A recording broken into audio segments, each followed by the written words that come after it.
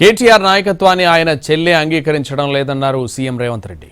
ఇప్పటికైనా కేసీఆర్ శాసనసభకు వచ్చి తన ఛాలెంజ్ను స్వీకరించాలన్నారు. ఢిల్లీలో చిట్చాట్ చేసిన ఆయన కేటీఆర్ సవాల్కు కౌంటర్ ఇచ్చారు.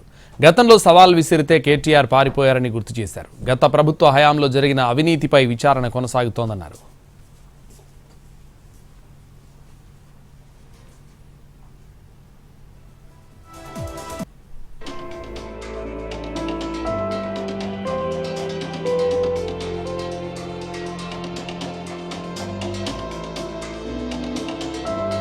విలన్లు క్లైమాక్స్ లోనే అరెస్ట్ అవుతారని చెప్పారు సీఎం రేవంత్ రెడ్డి.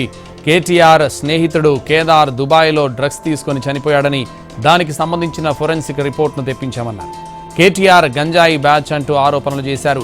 ఆయన చుట్టూ ఉండేవాళ్లు డ్రగ్స్ తీసుకుంటారని, ఈ డ్రగ్స్ బ్యాచ్తో తానే మాట్లాడతానని రేవంత్ అన్నారు.